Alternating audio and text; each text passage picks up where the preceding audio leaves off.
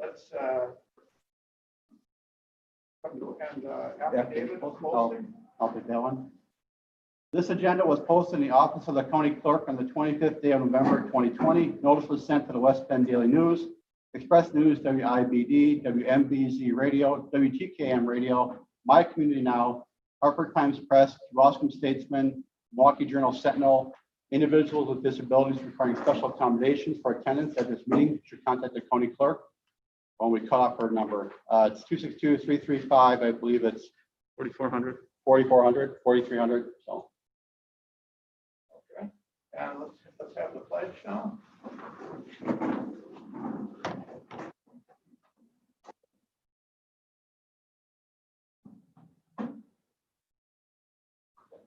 I pledge allegiance to the flag of the United States of America and to the republic for which it stands, one nation, under God, indivisible, with liberty and justice for all.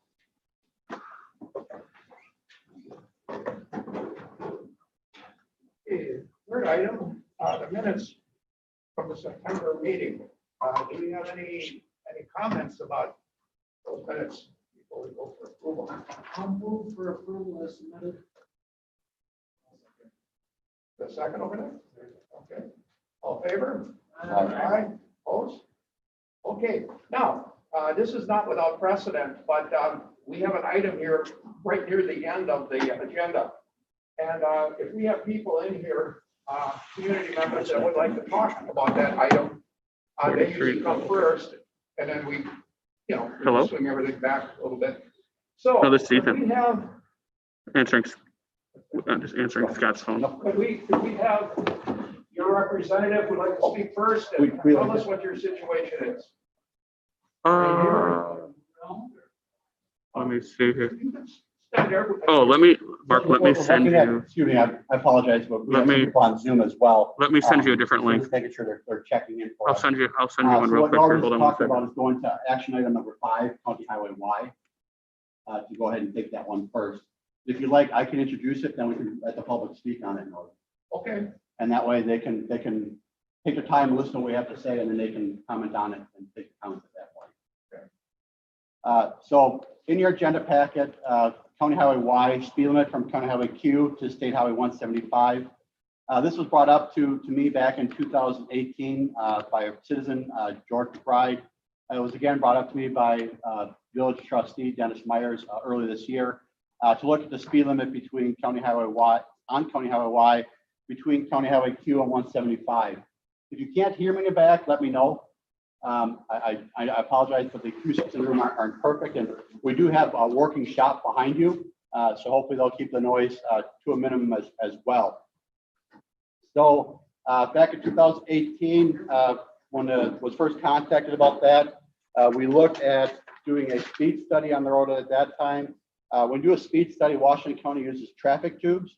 If you didn't notice out there, we put basically air pressurized tubes on the roadway. They get nailed to the roadway.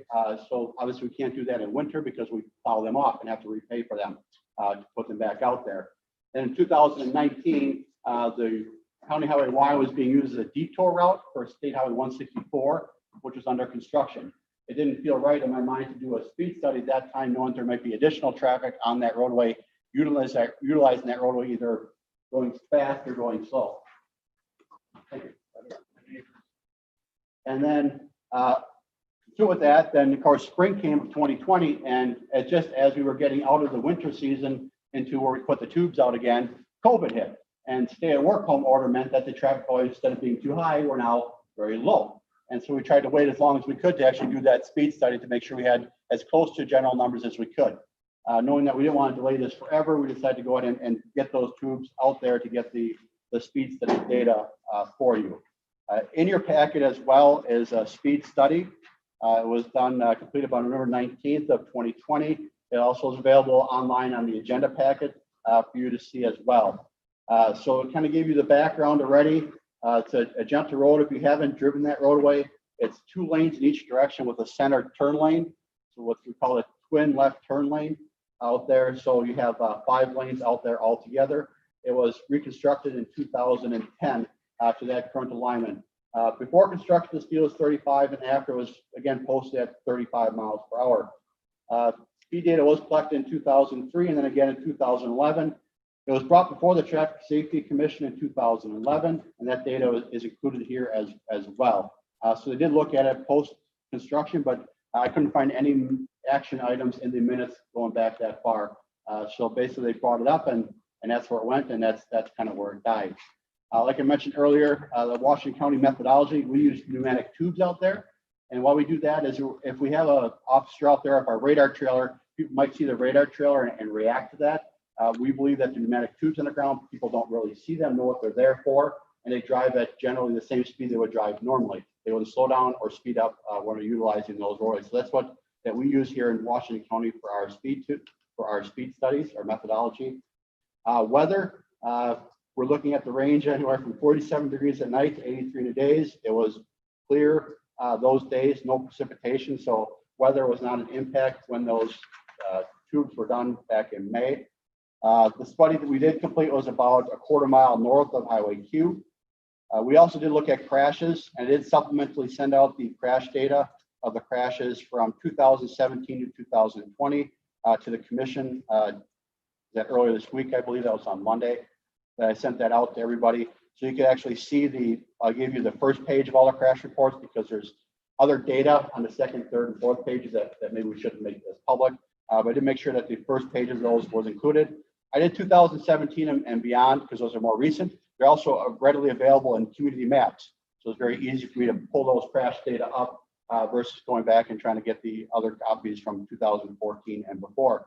But also show that basically in that same 4-year window being 5 crashes, that the crash rate is still very similar, even though using the report has a 2014 to 2018 has 4 crashes, and 2017 2020 has now 5 with a 6th that was just recently done around the corner that wasn't in the system yet. We mentioned the roadside development and then the percentile and pace speeds along with a map. So we gave a daily breakdown instead of just doing it out, just kind of see what they were based on the day of the week, Wednesday through Monday. So that you can see that the 85th percentile and pace range and what they are out there on the roadway. As you can see from the results, 85% of the traffic going northbound is roughly going 46.7 miles per hour. With that pace range, what most of the traffic is doing between 37 and 47. We had about 2,500 vehicles going through. This is probably Tom Heidel. I mean, he just texted. I'm emailing him another one. Yeah. Okay. And then southbound was a very similar result, at just a little bit higher at 48 miles per hour. With that, I have did forward. We got comments from 2 citizens out there, a family, and then the Schneiders. Schneiders thankfully handed out a letter. I don't know if it's the same as what they emailed me, but their email, I did make sure that was a copy to everybody on this Safety Commission as well. Make sure you got a copy of that. It was just copy and pasted with the pictures that they included as well. So everybody on the Traffic Safety Commission has that in their hands as well. And there was another family that also included their comments. That was included, the Sunilis. I apologize if I'm misspelling their name or mispronouncing their name. They provided their comments in time to actually be incorporated with the whole package. That was actually included. So their comments were included. So everybody's comments were provided to the Traffic Safety Commission. With that, generally speaking, we look at speed studies, we look at that 85th percentile and what is 85% of the traffic going.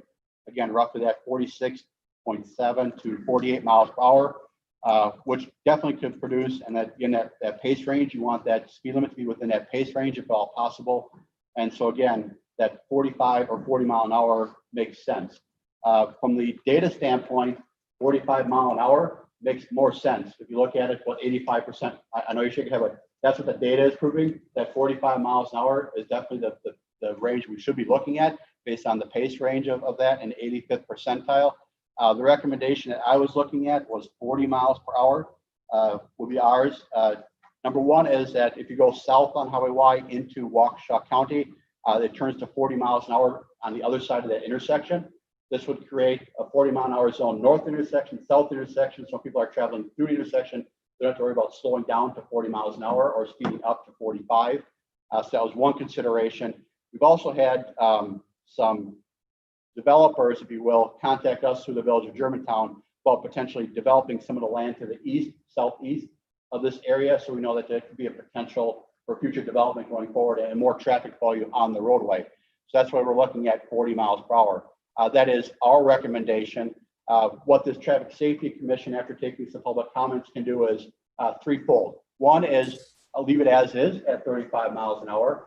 You could also have the recommendation of 40 miles an hour or the recommendation of 45 miles per hour, or you can go to 50, but I wouldn't recommend going to 50 because the data just doesn't support going all the way up to 50.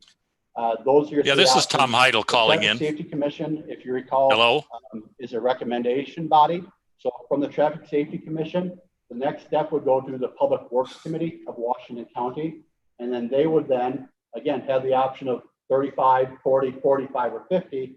Then from there, go to the county board as a ordinance. But then they would also have the option of going 35, 40, or 45, or 50. So there's many steps in this process. This is literally step one, if you want to call it step two because of the speed study. So it's got many more kicks to the cat as this kind of rolls its way up the chain. But for that speed limit to be enforceable, it's got to be done by the county board. And so the Washington County's process, like most other counties in the state, is go to Traffic Safety Commission first, and then it goes to Public Works Committee if they want to take it up, and then county board again if they want to take it up at the county board level. So they have the choice along the way to take that up or not take that up. So regardless of what we recommend today, it's got two more steps to go after this. So I want to make sure that anyone on Zoom or the audience understands that as well, that there's more steps along the way going forward. So with that. Yeah, this is Tom Heidel. Oh. This is Tom Heidel. Can you hear me? I can hear you, Tom. Can anybody else hear Tom? I hear yes. We got good in the back. Yes, Tom. Okay. Yeah, I just called in because the link that was sent was not a Zoom link that was sent on Friday, so I was not able to get in through that. So somebody just sent me the correct Zoom link, and so I just got in. So I was not able to hear the first part of what you presented at all. So Tom, Related to that let me speed go limit. The report, which you had in your hand. I just kind of went Okay. through it bullet point by bullet point. Okay. Tom is with the DOT. He deals with some traffic impacts at the DOT as well as speed limits at the DOT, the Southeastern District. I don't know if you want to give more of a, and signage and a lot of other stuff at the DOT. Yeah, I'm a traffic operations engineer. Been on the Washington County Safety Commission for many, many years. I'll be glad when this whole thing is over with all these Zoom calls and everything, but it is what it is. So with that, I can certainly read into the comments. The comments are received from the Sunilis family to make sure everybody can hear those. So received by my office by email on this November 18th. I'll just read it verbatim. Hi, this is from the whole Sunila family that live dead center of the proposed speed limit raising. Having lived here for over 20 years, we've seen the road go from a 2-lane to what is now, and we can see the raising the speed limit is a bad idea. Taking out the curve and widening the road was supposed to make it safer for people to drive on, where all it did was allow people speed more unhindered. It's hard enough to get out of our driveway as it is, even with the turning lane at the center, because even though the speed limit is set at 35, people already go 40 to 60 miles per hour down the road. Because the speed limit is set where it is, if you raised it, it would then be 50 to 70, because that's how people drive. I can't count the amount of times going through the roundabout on Lannon that I've almost been hit because people aren't going through at the proper speed. Putting that in was also supposed to prevent accidents. Raising it won't do any good, won't do anyone any good. It will also make it more unsafe for the residents that live here. So if we do indeed have a say in what happens, we suggest not raising it. Thank you for your time, the Sunilis family. I'll go ahead and read the letter, if you're okay with that. Okay. Also see the letter from Tammy Schneider. This was, I believe, similar to the email that I sent out on Monday. It's also the copy that was just provided to everyone here in the group. On November 24th, dear Scott Schmidt, this letter is in regard to proposed speed limit revision on County Highway Y from Q to 175. I live in the most southern house on Lannon Road, County Highway Y, just north of County Road Q. I purchased this house 3 years ago, and in that time, 4 vehicles that I know of based on destruction of my property that come south of Lannon Road at such speeds that they were unable to follow the bend in the road that occurs between my house and the house to the north of mine. That is 4 times my driveway markers and turf have been destroyed, which I have had to repair. The last time, the pickup truck launched off my driveway, falling into the culvert bioswale in my yard, continuing south through the yard and into the woods. They ripped a pussy willow tree out of the ground, and the truck remained there overnight until Sunday morning. By the time I was alerted of the truck's presence in the tall Phragmites by a neighbor, it was gone. I called the police to see if there was a drunk driver arrested Saturday night near my address, but they had no record. In addition to the 4 accidents that have occurred on my property, the property to the north, West 204, North 9713 Lannon Road, had a vehicle which was headed north, run off the road, run over her entire yard, smash into her house, causing damage to her brick house, the bay window, and her landscape turf. The police were notified and came on scene. My comment is that was one of the crashes that was included in your report. Back to the letter. As well as the accidents on the last two properties, accidents occur frequently at the corner of County Highway Q and County Highway Y. Please check police records from Mount Falls, County Sheriff Department, and Germantown Police due to jurisdiction there for the number of accidents being before approving the increase in speed limit. Last, we often have to wait for minutes for cars to speed by before trying to venture out of our driveways. With increased speeds, we will even have a smaller break in traffic before we can try to exit our driveway. I invite you to come and sit in my driveway, particularly around 7 a.m. and 5 p.m. and try to get out safely. I'm quite thankful for the middle turn lane option in front of my house because it acts as a small buffer. While study shows and data supports raising speed limits, I assume this means that everyone is going faster than the speed limit, and the government thinks that instead of policing the area, the speed limit should just be raised. It is not okay when multiple accidents are occurring per year in a stretch of road that is less than 1 mile long.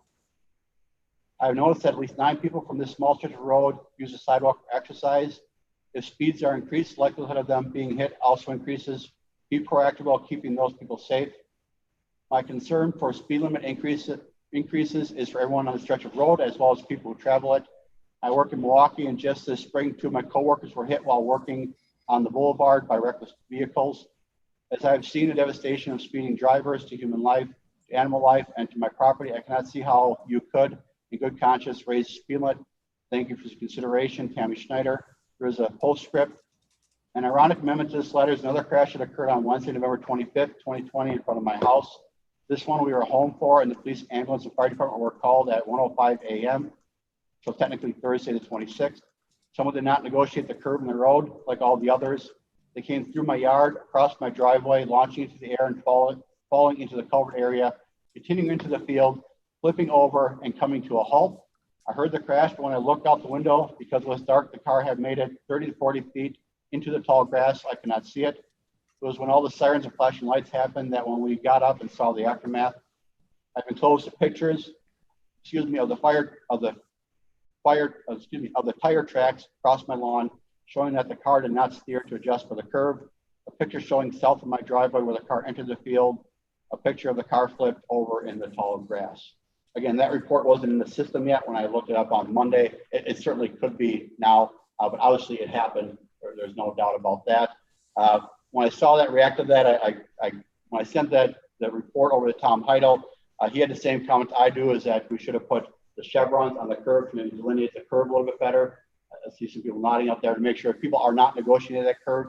Unfortunately, Washington County only gets the reports, and we can only go off the reports. We don't get it. If a person drives off the roadway, drives back onto the roadway, I typically am assuming there's no reports filed for that type of action, unless there's really property damage done to it. So when I look at the crash reports, I didn't see a lot of that information, but that's good information for us to have, that we can put up the chevron signs to make sure, or the curve sign to make sure people that are unfamiliar with that roadway, especially at night, know that they can negotiate that curve a little bit better. With that, I did take it upon myself, after getting both of those emails and contact information. I did drive the road on Monday morning. I was there a little after 7:30. I drove it and went in and out of 4 driveways. I waited anywhere from 0 seconds to 6 seconds to get out.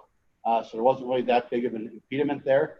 There was actually a Germantown police officer in the driveway by the business that's for rent. Had a side conversation with him as well. One of the residents actually crossed the road right there to get to the sidewalk at that time, and she also didn't have to wait for traffic. And I went again at 4:38 or so. It was 4:38 on Monday afternoon. Again, 0 to 6 seconds was all it took to get out of the driveway. So there wasn't a lot of time that it took me to get in and out of the driveways, even during the highest peak of traffic time. So with that, I have talked a lot and enough, and I apologize for that. I want to get the information out there. This is the Traffic Safety Commission, as Nora pointed out, that it is for the public to come and speak. And so we'd invite now any commissioners that want to speak or any of the public that wants to speak. And I'm not sure if we have any additionals on Zoom. No, we certainly have representatives from the Traffic Safety Commission on Zoom, and they're certainly welcome to speak as well. Just let us know and we'll get you queued in. So I'll turn it back over to Norm now. When they walked in, these three citizens back there, I told them that they would be speaking on this subject. And I let whoever wants to start. If you want to start with the presentation. And if you could say your name so we know. Farmer on the west side of the road, on the west corner farm. I pull at least 2 or 3 people out of the field every year with my tractor, of course. And so they're not reported. Most of them don't do much damage. They just run into the field and get stuck.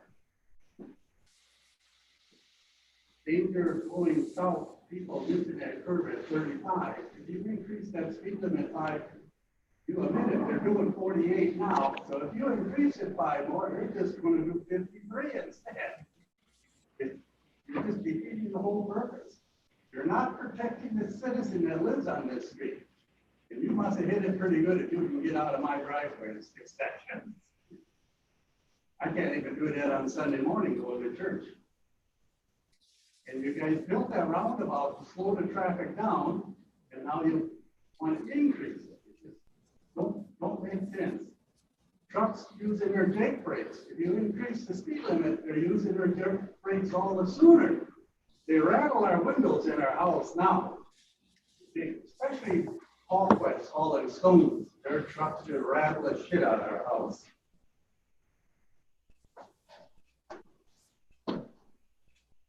You built 5 lanes against our wishes to start with.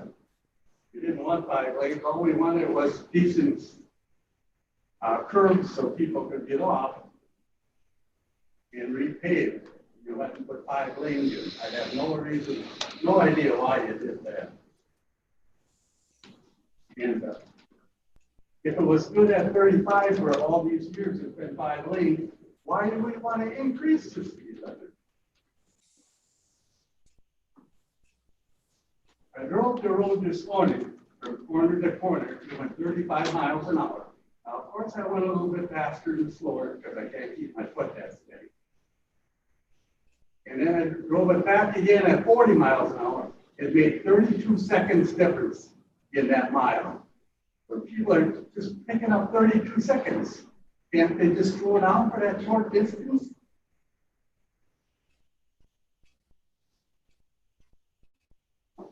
And again, if you increase the speed limit, the speeders are just going to pick up the speed. Thank you.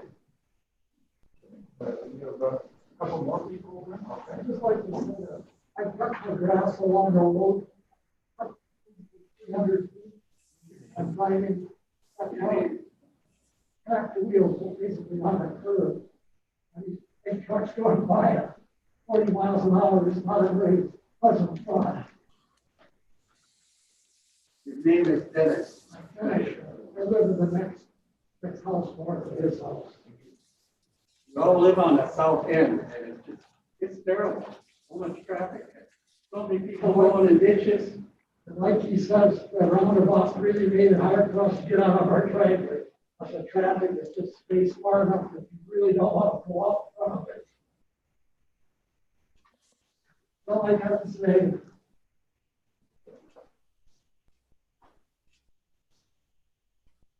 Morning, Mr. Chairman, committee members. My name is Dennis Myers.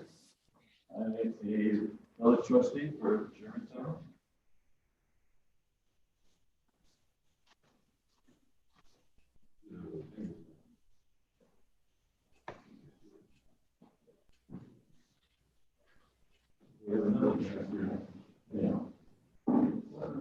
getting out of this period of time is the letter.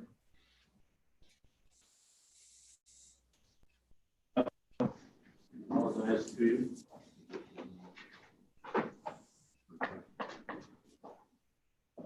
For not being here, but for this other equipment, he wasn't able to do that today.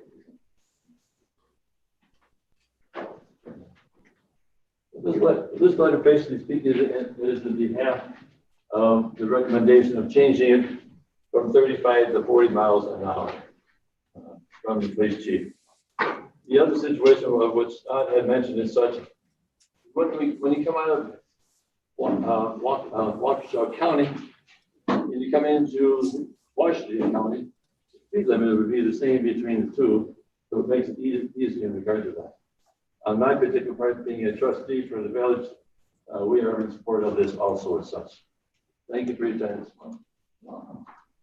What does the letter say? Oh, I'll read it. I'll read it out loud. That way people at home can hear it too. So to Scott Schmidt, dear Mr. Schmidt, I'm writing to give notice that the Germantown Police Department does not have any objections to increasing the speed limit on County Highway Y between County Highway Q to State Highway 175 from 35 miles per hour to 40 miles per hour.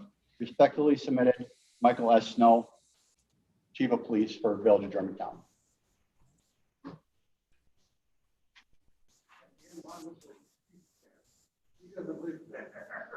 Well, the Village of Germantown does police that area. Like I said, when I was out there the other morning, one of their officers was on that stretch of roadway.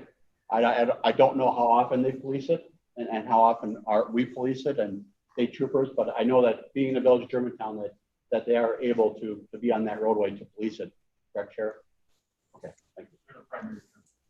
So they have the primary jurisdiction over that roadway, and so that's why they're, like I said, the officer I happen to. Not answering my question. What? Why does he care? He doesn't live on the road. So the whole thought process is it's not right. It's not just people live on the roadway, but you got to remember of roughly 11,000 cars per day that utilize that roadway. It's about moving traffic efficiently, and effectively as well. And so we want to make sure that they're moving that traffic and safely, right? And we're looking at and looking at the crash reports and history of basically one crash per year, going from 35 to 40 or to 45. Knowing that the road is built to withstand traffic at 45 miles per hour, that's the design speed that was designed for. Knowing that it could do that, I think that it could be done safely. Again, I traveled the roadway, inspected it. I drove in the driveways to get out of the driveways. I didn't have any issues getting out of the driveways. I certainly think we can increase some signage, if we will. If people are missing the curve out there, to increase the safety of that, to keep people onto the roadway. So I do believe that we can do the speed limit to 40 or even 45 miles an hour in a safe manner. Do we have any police officers here who patrol that? Oh, well, let's be friendly. Lowering it when somebody gets killed out there.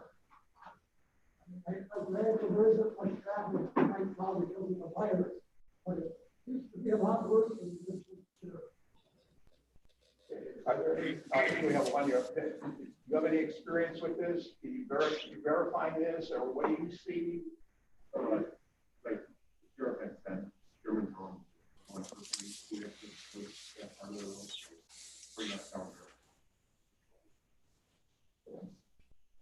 I do have kind of two questions. The first one would be to kind of address Mr. Schneider's concern. Have we, when we've done this before, if we raised a speed limit, have we ever done speed studies after the fact to see what the actual speed, if that speed actually does increase the 85%? I've only been with the highway department for 5 years. We've never raised a speed limit in that 5 years. I know Mr. Pesh was here for several years as well. I don't know if he's ever raised one. I'll point to Tom Heidel and not put Ken on the spot. Tom, with the DOT, what's your experience with raising speed limits, if any? Well, a lot of times when we raise the speed limit, the speeds will not be changed at all from what, the 85th percentile, what you recorded out there. So it's not going to affect all of a sudden the speeds going way up from what you did through your speed study. We have found, though, I can tell you, we've done some locations where we've lowered the speed limit and the speeds went up because some drivers will look at a speed limit and they'll say, well, this is a ridiculous speed limit for this roadway. And they'll simply go even faster and ignore it. Now, obviously, certain drivers, they'll follow the speed limit exactly what it is. But as we all know, there's some that'll go 15 miles an hour over the speed limit. And there's some, it's going to vary. And so the closer you can get the speed limit to what the average speeds are out there, it's going to be safer, because the drivers are, instead of having this big differential speed where some are saying, well, that speed limit's way too low, and they go much faster. And then the very conscientious or conservative driver will go exactly the speed limit. Then, drivers are passing a lot more and things like that. So it's just something to factor in. But typically when speed limits are raised to whatever the speed studies were showing, it'll usually stay about the same that we have found. Now, we don't obviously raise speed limits that often. Typically, we always get the complaints naturally to lower the speed limits, just as you have here. Going to 45 miles per hour makes the most sense, because that's what the 85th percentile is. That's inside that pace range. You got another? You got two? The other question I had is, do you have any comparable roads in the county that are 5 lanes what are speed limits? Yes. So we actually have a comparable road in the county right outside, right here on Highway 33. So if you go back out to Schmidt/Rolfs Avenue, if you go to the east on that, that's also 2 lanes in each direction with the center turn lane. That's all 40 miles per hour until you get out just past North Trenton Road. And that's much more of an urbanized area. So right here in the city West Bend, there's one that's just very similar. It's exactly like that, right? It's got the 4 lanes with the center turn lane that's 40 miles per hour. But that's a very similar roadway and design out here. That if you want to take a look at it. Same about traffic volume as well, about that 11,000 cars per day. Up to 13,000 cars, depending on where you take the speed, where you take the study on that corridor, Sheriff. So a very similar roadway. I know we have similar situation in the city of Hartford, right on Highway 60. Obviously after 33, the rest of the way through town too, where it's in a more definitely residential and urban area. It's really hard to control the variables. Like you said, we have a couple times, you said we have a couple, something like this somewhere else we can compare it to. But to control the variables like the time of the year, the weather, where are the drivers coming from? Are they coming out of Milwaukee? Are they coming from the north? Are they coming from to get a good study? We're seeing all this stuff on TV now. These doctors aren't doing good studies. It's almost impossible to do. You might get 5 lanes, but then where are 5 lanes coming from? What kind of people we got driving on? What I mean is, are they going to work? Are they going here? Are they going there most of the time? It's really tough. Would you say, Scott, to get a scientific speed study? You can get the speeds, but what's causing it, the difference? So. Well, it's also out there. It's a fairly rural area too, as well. And so that's why people like in the city West Bend, even though it's 40 miles an hour, there's a lot more driveways that are there, and a couple of businesses like Woolen Mills and the dollar store, stuff like that are along that stretch of roadway. So there's quite a few more driveways, and at that 40 miles an hour, that's why you could say a more rural area with less driveways to 45, could make sense as well. I know there's people set back from the roadways and stuff. Yes, Scott, this is. Hold on, we got to talk. Go ahead. There are 27 driveways, not 1 mile stretch long. Not like there's not a lot of driveways.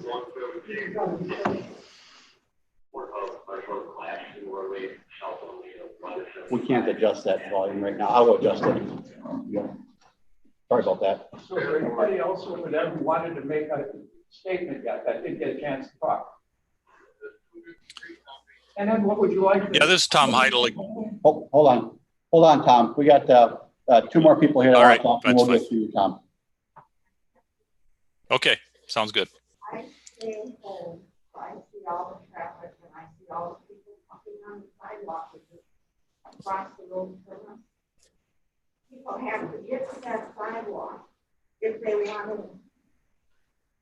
to continue down that road on foot. It's almost impossible to get across the road just to get to that sidewalk. About those people, they can't get across because of traffic is going too fast.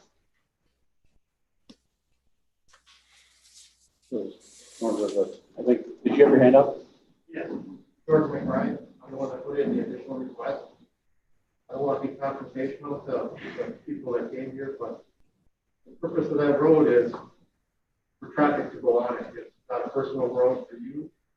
It's got to meet the needs of the majority of the people. Your concerns, I understand your concerns, but there's a lot of roads that are 40 and 45 miles an hour that have driveways on them. People just got to react to that and act properly. And yeah, they may have to wait a little bit, but for the majority of the people, I travel that road to work. My wife travels it to work. A lot of people travel it to work. So you only see 30 seconds because it increases speed. You get yourself there, you can get to work 30 seconds. Yeah, Again. for the majority. Thank you. And I understand 40, I know I asked for 45, but I just feel like every, that you're going 40 on Landon Road across Highway Q. Nice, state 40 is a bigger road. It's kind of hard to not realize that you got to slow down for a better road. The same thing on the other side of 175. Across 175, you're back to 40 and 45 miles an hour, and that's a smaller road. Yes, north of the roundabout, between the roundabout and 41 is a 45-mile-an-hour zone. So you can make an argument saying 45 within Washington County, it goes to 40. So there's a lot of good arguments between 40 and 45. And obviously 35 as well. And 175 and 45 both are. But there are no homes in that stretch of road. Correct. Get past the roundabout. It's also just a 2-lane roadway. It's not a 5-lane roadway there too. Currently. Yeah, my only other question is that what was the speed limit when it was a 2-lane road? 35 miles per hour. And it was a windy, narrow, it had a couple of little knobs in it so it was 35 miles an hour then. And so I think at the time, looking back at the minutes, and I wasn't in this role at the time, it seemed like at that time they decided that 35 miles an hour was the speed of the old roadway. They're going to keep that 35 miles per hour. They're going to review the speed limits after they had it reconstructed. They did that. They looked at the speed limits, but they didn't do any action on the speed limits back then. But again, this is just me looking at the minutes from the Traffic Safety Commission back then, Marty. If anyone has any knowledge of that's here that wants to speak to that, but that's what it looked like going through the records. So. Yes, Scott. Oh, Tom, you want to let Tom go? Sure, yeah. Go ahead, Tom. Yeah, what I was going to ask is, I noticed in the pictures you sent, I haven't driven this section of roadway, but I noticed that there's a curve there. And I'm wondering if these crashes that are occurring, are they occurring when it's wet out, or raining out? Because often we've had curves where we've met crash statistics that we've put in the high friction surface treatment. And I'm just asking, I don't know if some of these run off the roads, are they occurring when it's wet out there, rain, or is it all times? Tom, you froze up on us there. Can you repeat that? Well, my question is, are these crashes occurring when it's wet out, when there's wet pavement? Because there's a curve there, and I'm just wondering whether that's contributing to this at all. I mean, maybe the citizens would know or recall when these crashes or when people are running off the road. Right, Tom. Again, we don't have a lot of crash reports for the people that are driving off the roadway into the yard. They're just, unfortunately, there's no crash reports that were taken of those. But I couldn't tell you based on my numbers. But like I said, we can certainly put chevrons up along that stretch of roadway to make sure people know that there's a curve coming right after the hill. Wouldn't you think, though, that after driving that maybe every day or twice a week, you kind of get to know the road? And well, number one, it is a county highway. It is a shortcut for people, so it's not just utilized by local traffic, being that's 11,000 cars a day. It's not just the people that are on the roadway that are using it. With that many vehicles per day, that there is a chance that there is people that haven't used it before and their GPS is telling them where to go, and they're just utilizing that roadway potentially for the first time. So because it is a shortcut, if you're getting somewhere in that stretch of roadway, you're not going to want to go all the way down 41 and go through all those traffic signals at Highway Q, for instance. So it is utilized by as a shortcut, if you will, by the traveling public if they're coming down that way potentially. So part of the objective is to be able to go faster, get where you're going. Sure, I didn't think about that way. That's not why I said it that way, but yes. No, I didn't think, I know, I just meant it's not one of the objectives to get somewhere faster. Well, One way is that's to like, drive faster. that's the purpose of the county highway is to move people and materials efficiently and effectively as possible. Yeah. Effective mobility, yes. I know Ken had his hand up for a while earlier. I have a quick question for you on those accident reports. Did you notice anything on the familiarity of drivers with the area? Could you tell from the driver's address or whatever? Or were the drivers impaired? Based on the accident reports that you do have? I realize it's a small sample of accidents. Right. But in any event, that's a couple of questions I have for you. And then I got one more question for the first administrator. How much do you charge for pulling a car out? Thank you. Anyway, that was.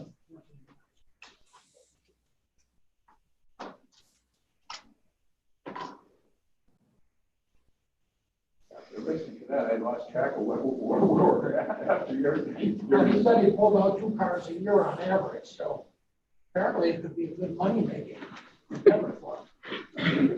That's here. Now, was there something else that somebody was, oh, yes. Question to ask again, I see that one accident was at 1:05 a.m. I understand you're looking through accident reports. Are the majority of them later in the evening, or are they at all times? Do we know that?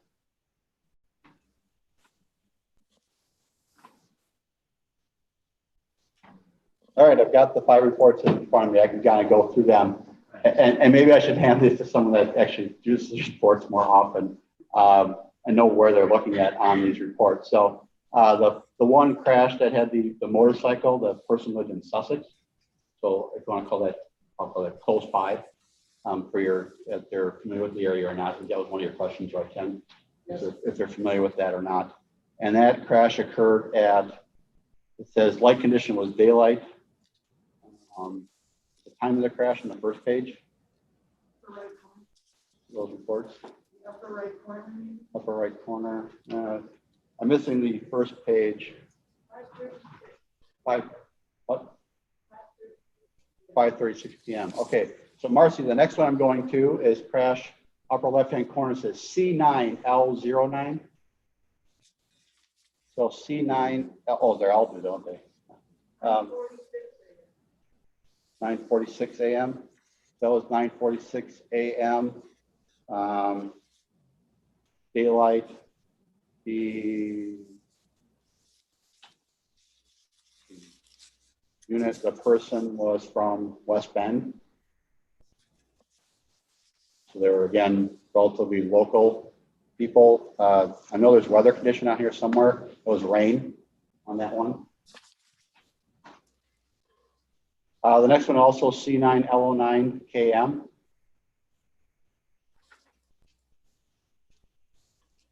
That person was from Pewaukee. Road condition, that's one that was wet, icy snow. That was one going southbound. That was so 11 a.m., 11:39. Oh, midnight. Next one is C9L0F. That person was from Germantown. No roadway factors. It was dark. 5:30 in the morning. And the last one, C9L09B7D7. There's none for roadway factors. 11:30 again in the morning. Oh, that's the one that was the hit and run. So there's no person listed on it. So I would say that of the 5 crashes, the 4th being unknown and not having a crash report from last week. They're all relatively local people, and weather had a factor in at least 2 of those, but it could have had a factor with rain being one, and snow ice was definitely a factor in the one that had the where he lost control of his vehicle going southbound and hit the snowbank in the curb and came into the roadway. So I think you're talking about 26. Yes. I was at 1:10 in the morning. No injuries, one vehicle off roadway, over driving, looks like it rolled over. Like hazardous right alcohol is the factor. Just keep the lanes, the kind of. The lead with alcohol around.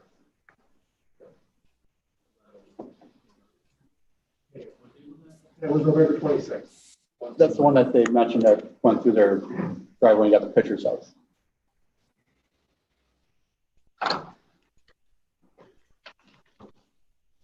Okay, I well, think Dean, did you have your hand up? Paul? Or Brian did. That's sorry. You already got your question. So Yeah, I agree. You answered. well, what's our next step here? the next step is a motion, and at the bottom of the agenda sheet that we had for this particular item, one of 3 motions would be in order of either A, to leave the speed limit at 35 or make the recommendation to the Public Works Committee to leave it at 35, to raise it to 40 miles an hour or to raise it to 45 miles per hour. Will be the 3 options that are out there at the table. Of course, if the commission decides to go higher than that or lower than that, it's certainly at your leisure to do that as well. That's just not our recommendation. Your recommendation is?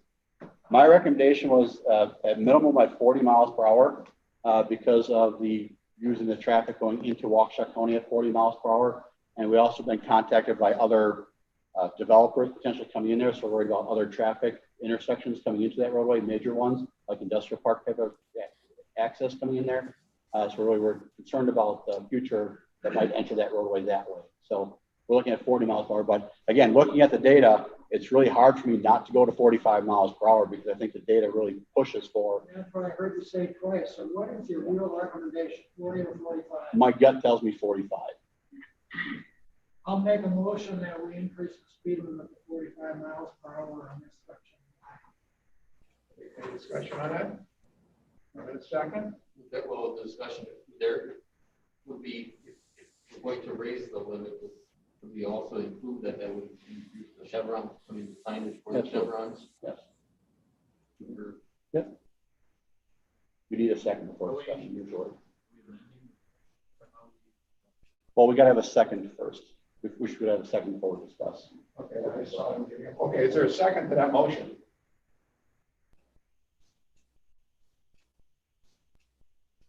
Let's just repeat that motion again. So the motion on the floor is to go to 45 miles per hour from Mr. Pesh. All right, that's you. Okay. That's the motion on the floor. We need a second. I'll second it for discussion purposes. Favor? No, now we can have discussion on it. Oh, okay, all right. So My discussion would be if we're going to raise it, then we should include that chevron in the corners.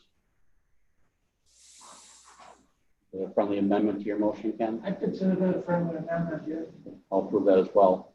And so how it would work is if there's no more discussion, we have a vote on it, and if it failed, then we have another motion potentially on the floor as well. If there's other discussion, we can vote on it. Okay, do we have a vote in favor of the motion? Oh, no, we're past that point right now. We're into the voting part of it. So all those in favor? I'm in favor.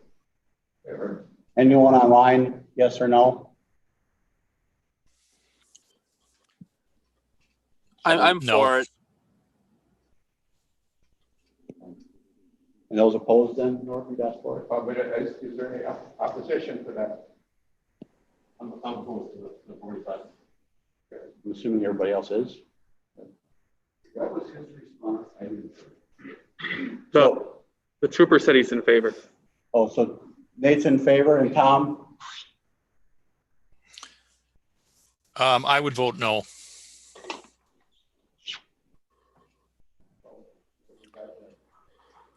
So right now we've got 3 yeses, we've got 1 no, 2 no's, no, no, no. All right, so the motion failed. You can ask for another motion. Okay, well, somebody stated then what motion you want next. I'll make another motion, we raise it to 40 miles an hour and include the chevrons. Favor? Nope, discussion Aye. first. Gotta have discussion first. Anybody wants to comment on it? Nobody? Okay. Now you can ask it. Okay, in favor of that? Aye. Opposed? Aye. Yes. Yes. Tom, to clarify, you're in favor of the motion, right? I'm in favor of the motion for 40 Okay, and Nate was. with correct. chevrons. Aaron said yes with the chevron. Okay.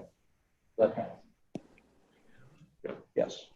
Okay, thank you all for coming. You're more than welcome to stay. Again, this will go to our Public Works Committee, most likely in January, and then again into the county board in February.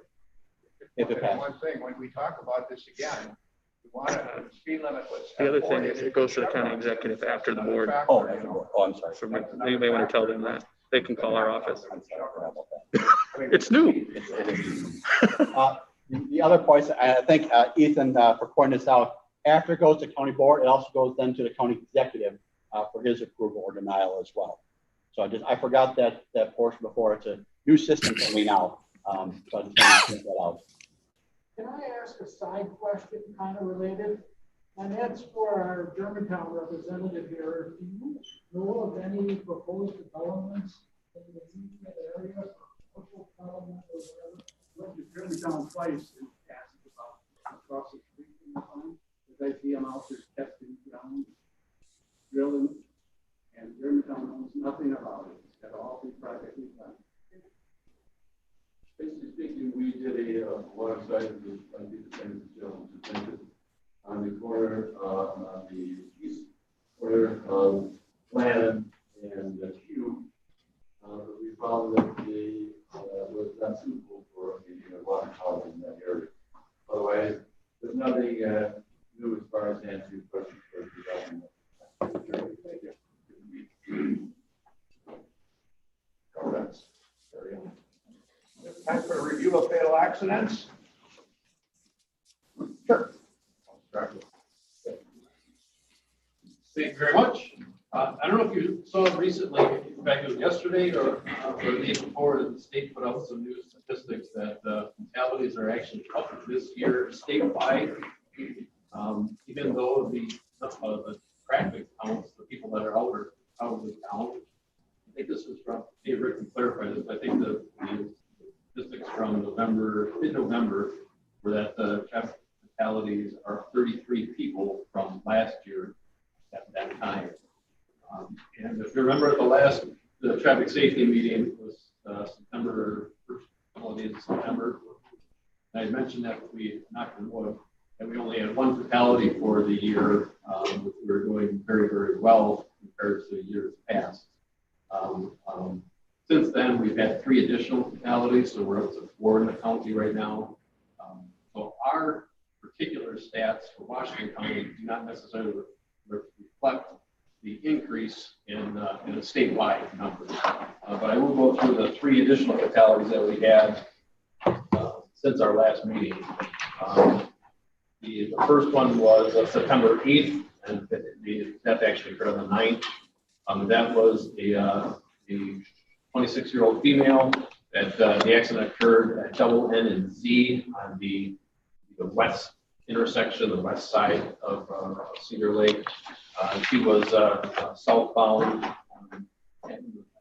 late at night, 10 or 11 o'clock-ish.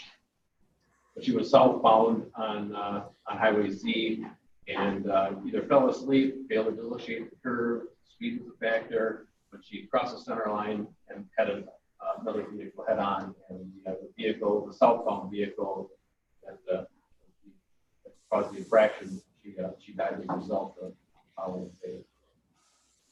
The next one was the September 27th, a couple weeks after that one. That was a 29-year-old male who was US 45, just north of the I-41 merge, Village of Richfield. The initial investigation that the vehicle lost control, left the roadway, overturned multiple times. Driver was not wearing a seatbelt, partially ejected from the vehicle, pronounced the deceased at the scene. Passenger in that vehicle was transported by life, serious injuries, alcohol and seatbelt usage were factors in that. The first one I should have mentioned that speed and weather are believed to be contributing factors. I believe she was wearing her seatbelt, correct? And the final fatality, this one, the state patrol actually investigated. It occurred on October 11th, 2020. Occurred in the area of US I-41 northbound, just south of State Highway 28, very, very northern part of Washington County. It appeared that we were called after the fact that this was an unwitnessed accident, but it was a motorcycle operator. It appears that he left the roadway. Was thrown several hundred feet from the motorcycle and pronounced back at the scene. So I don't have a whole lot of details of what alcohol, speed, how much. But overall, so we're at 4 fatalities. Last year, I believe that we had 12 fatalities total in 2019. So I hesitate saying this out loud again, but we're still under what was last year.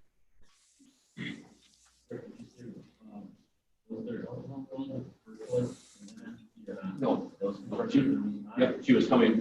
She was worked at a nursing care facility and was on her way home from work.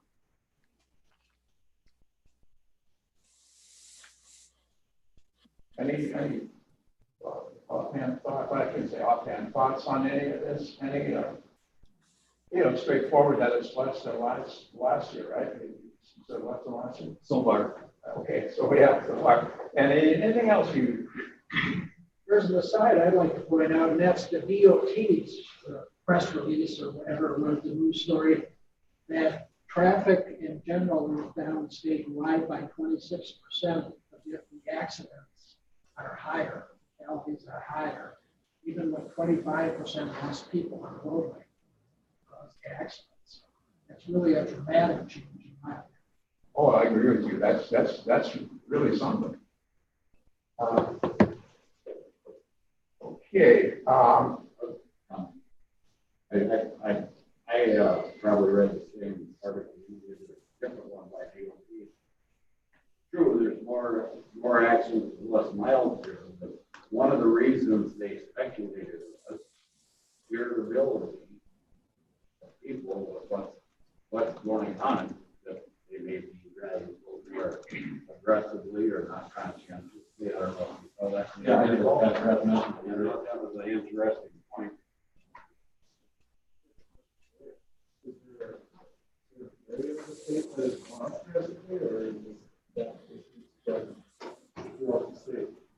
Well, there's some areas where it happened, like yesterday I had Gilbert County, the traffic are way down. The southeast part of the state, I know they're up. The fatalities are up. Overall crashes are down, but the fatals are up. That makes no sense. It's, well, back in June, we talked about it in June, the numbers were low. April, May, June, they were down statewide. Literally all crashes were down. But since they started opening up, they've gone up, and exponentially the fatals have gone up. The fatalities have gone up. But it's pretty much all across the state. There are some exceptions for smaller areas in more north, where maybe tourism isn't as strong as it usually is. So I was Gilbert County one, yeah, we don't have a whole lot of people coming up here, but we normally do. So their volumes are down by quite a bit. Plus, the teens aren't going to school in most areas. You don't have a lot of the teen drivers out there.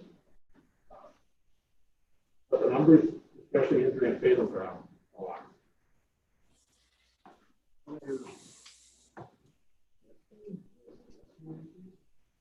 It didn't look like it when I looked at it, just took a cursory look at it. It didn't seem like it, but actually the motorcycles were up. That was one of the concerns recently with the motorcycle crashes. And seatbelt usage is down. But the latest study that they did, which I think was in the fall and spring, they did a seatbelt survey thing, and we're below we were below the 19% we had last year. They're trying to figure out, or they figured out that, they put all this stuff together, and it used to be male driving a pickup truck in a rural area of northern Wisconsin, there's a good chance they weren't wearing a seatbelt. So that's where they targeted their course under their education.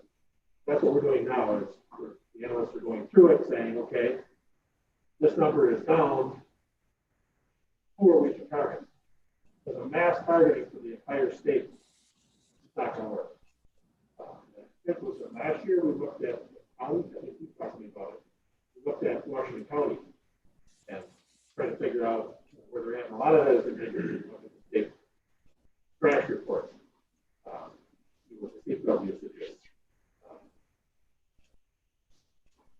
It looks like roughly the same.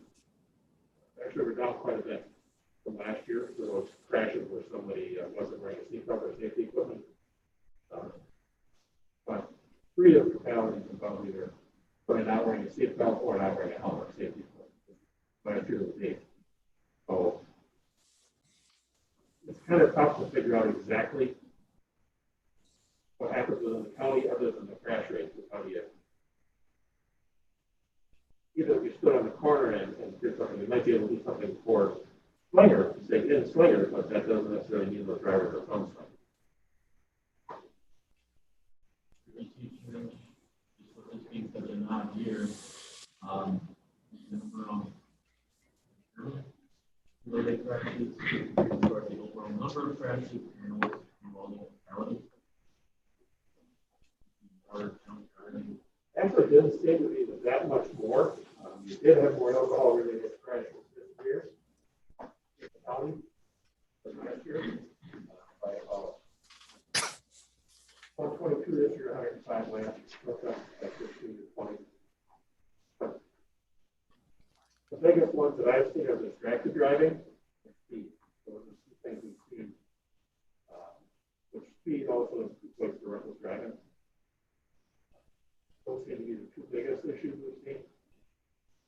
Again, that's specific to areas. The southeast region, we know Milwaukee skews your numbers. Reckless driving is a big.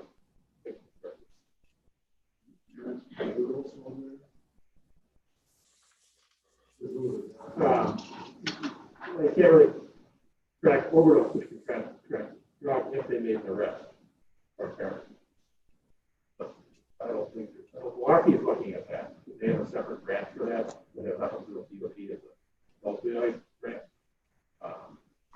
But to track that, I don't know how we would do it. I haven't done a pressure for a while, but I don't know if there's any way to ever, other than to say drugs, but then they have to go to area. But that doesn't mean that they overdose while they were driving. It means some drug in the system, right? I don't think there'd be any way to track that. I don't think we want to add any more to that. I'm sure.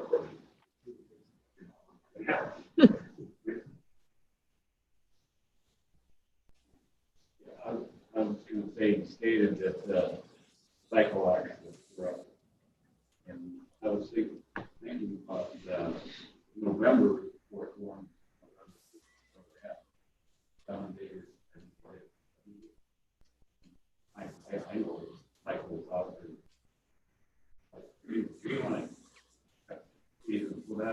You're going to have more and more bikes out there. You're going to have a lot more bike crashes. Do you keep statistics also in the western part of the state, like when people come across the river from the cities? Are there any more crashes in those areas? Come across the Mississippi out of Minneapolis-St. Paul area. How is that situation for crashes? Is it higher in that area as they come across? Or? I think they're percentage-wise, they're all going to be not about the same. There was a concern in that area of the motorcycle runs that they have. River run, I think it's called. Let's go to Wisconsin and go down to the back of Minnesota. That was the biggest discussion we heard about motorcycles. Because out of the 548 fatalities this year, 102 of those were motorcycle drivers. And 12 were motorcycle passengers. So I just wonder, I mean, think back to all the meetings I'm sitting at, maybe the one time it was so bad that the TV commercials, they were, forced to change, to show that aggressive, inattentive driving type of thing. Now it seems just to be going back again. Sell the car, man, and just do anything to sell the car, and the driver doesn't have to be paying any attention or anything like that. I'm almost in shock at some of the stuff I see. It's not that that you'd be influenced that much by it, but it's the other kids, or maybe some older people that have gone back into a young kid again, and they see this, and it's not leading to some of the crashes. I know if you guys do you couldn't do any research on that, but it just surprises me. I've driven some vehicles with the autonomous feature, and in a lot of ways, they're a lot more safe. They will tell you if you're deviating from the lane right away. So you don't even have to worry about the center line rumble strips. And a lot of them have this thing that senses in front of your vehicle. And if you have your cruise control on at, say, 70 going down the highway, there's a vehicle in front of you going 55. It'll automatically slow your vehicle down, so that you won't rear end that vehicle. Yeah, what percent of the vehicles might be equipped with that stuff now, that technology now? A percent? I think there are quite a few there. I know a lot of your GM products have it. I think the fear is, autonomous vehicles that you don't have to do anything with. But some of the stuff that goes along with that is really increasing the safety. Okay. All right, anything else on that topic? All right, let's go down to Washington County Road Projects update. Yeah. So included with your packet, I included the product updates that we're working on here. One of the highlights is working on a mutual aid package with COVID with a lot of the local municipalities. If they run out of drivers to plow snow this winter, if we have drivers or trucks available, we'll be working on them, similar to a mutual aid that fire departments do, and I'm sure the sheriff's department, local police departments do as well. So working on that program right now and getting that set up and in place. We also have handshake agreements in place with Dodge and Ozaukee County. If they have an issue, we can go over there, or vice versa. Look at that way. So at some point we'll get it out to the public, because if they see one of our plow trucks, for instance, plowing in Germantown roads or Richfield roads, I'm wondering why is a Washington County truck doing the local roadways? It's basically because those locals unfortunately had COVID cases that they can't have drivers on the roadway. We'd be looking at having our drivers down there to keep our drivers separated. We'd be also having drivers go down to those municipalities that are experienced drivers, as well as potentially the drivers that already had COVID. Because if they're working in Germantown or Richfield, they're probably loading salt in Germantown or Richfield. And we don't want to have a person that they have COVID bringing COVID back to us, or us having a person that hasn't had COVID giving them COVID because they just had the same front end loader minutes beforehand loading up snow. So we're working diligent with that. Again, knock on wood, hopefully we won't have to utilize that, but we want to make sure that we are prepared. A lot of local communities don't have an unlimited resource, and we don't either. But we definitely have potential. We've had several people that have COVID already. We have mechanics that can plow snow for us as well. Supervisors and foremen that still have their CDLs. So we have a little bit of a bigger pull from for us, for those local communities, if they so need it. So we're looking at working on that with them. We did some crack filling for Richfield. Still working with the Slinger Fire Department for crossover locations on 41. Hoping they'll be able to partner with a new crossover south near Sherman Road, as they're looking at Highway 45 next year. And so hopefully at the same time doing 45, they can add that to that project. So we're still working on the DOT for that. So any support the local police can give to that, if they're so inclined, would be of assistance. With that, county highway construction projects. The next thing, the county highway D, the railroad tracks to Neno Road And one of our next topics is the crash map. That's one that we're really excited about. That opened up at the end of October. We actually had 2 people call our office thanking us and saying how great it was. That doesn't happen very often. And so we're really happy with that roadway.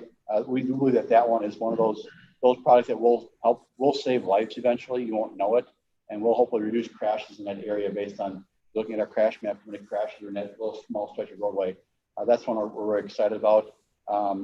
That's out there. County Highway W from 33 to 175, land acquisition is underway. That is a 2021 construction. If you've driven that, we have been letting that road go. And it shows it out there right now, and come spring it'll be even worse. But we don't want to spend money putting together a bad road, so we reconstructed that in 2021. Working with the village of Germantown on the Y and Frystate Road intersection. County Highway Y is also Goldendale.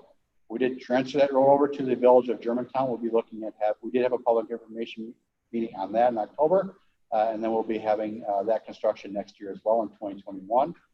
The I-41 is complete out there. We're doing some little punch list items for the state out there. County Highway M down in Germantown, way to southeast corner of the county.